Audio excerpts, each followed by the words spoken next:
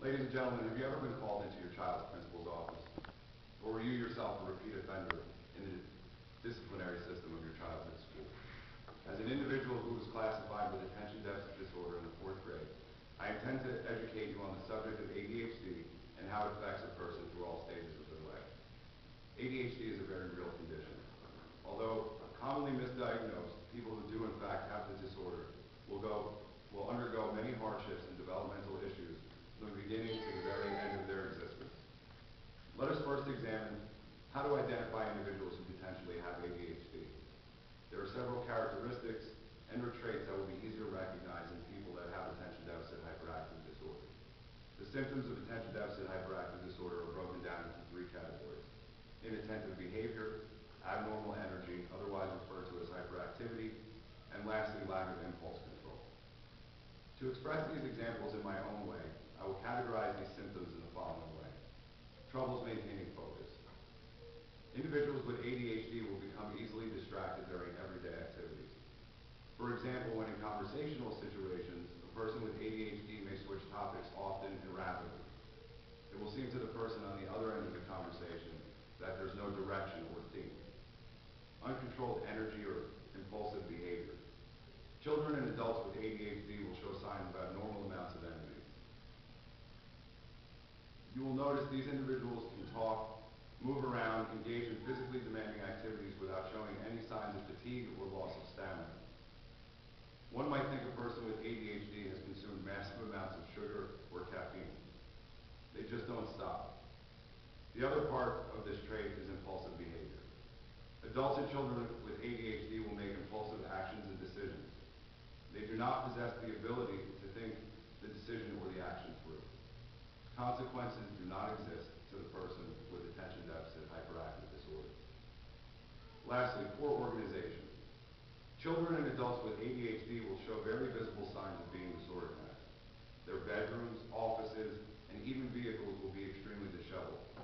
They will not be able to locate toys, clothes, documents, and homework assignments, even if it was only minutes ago that they put them away.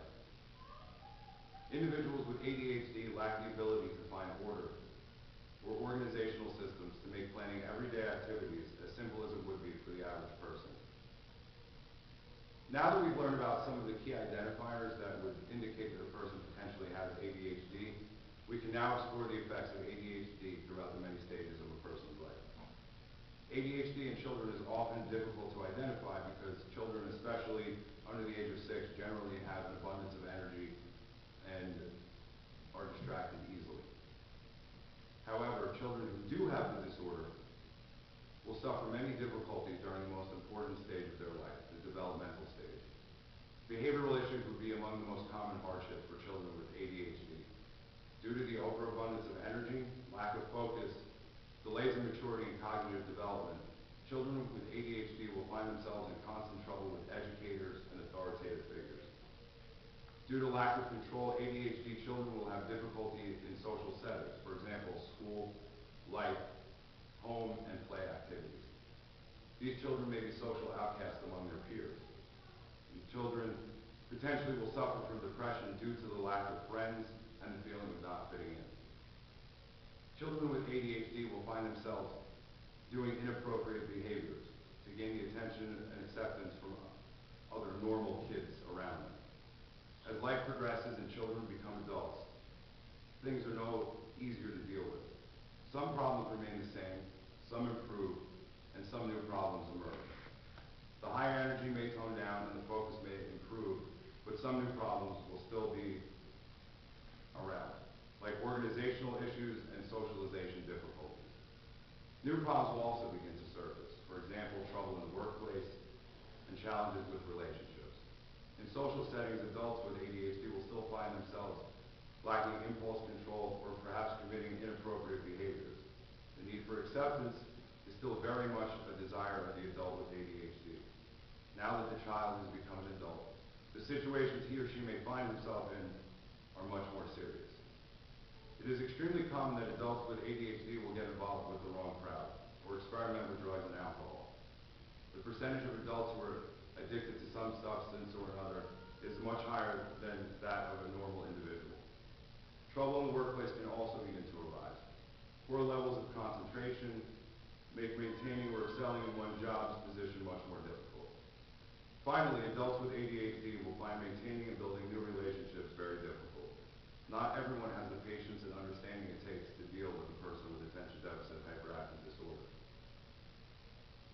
Romantic relationships are also extremely difficult. Significant others struggle with their partner's inability to focus and the constant excess energy. ADHD in adults and children is difficult because these individuals have the tendency to obsess or become overwhelmed with simple problems that the average person would have no difficulty coping with. In today's discussion, we have covered not only how to identify children and adults with ADHD, but now you may better understand some of the difficulties and challenges these individuals struggle with on a daily basis. ADHD is easily recognized in those who have it by some very simple indicators. Its effects on children and adults are intense and life-changing. We as a society need to become more aware and learn ways to cope and sympathize with people who have attention deficit hyperactive disorder. One day you yourself may find that you have a child with this disorder. You may already have a child, a friend, or even a coworker that has attention deficit hyperactive disorder. Once you can identify these individuals, you can begin to sympathize and understand the obstacles and hurdles that these people deal with on a daily basis. I'd like to end today's speech with a poem. For me as a person who grew up having attention deficit disorder, it definitely strikes a chord, and it's entitled Here's to the Kids Who Are Different. Here's to the kids who are different, the kids who don't always get A's. The kids who have ears twice the size of their peers and noses that go on for days. Here's to the kids who are different, the kids they call crazy or dumb. The kids who don't fit in with the guts and the grit, who dance to a different drum. Here's to the kids who are different, kids with the mischievous streak. For when they have grown, as history shows, it's their difference that makes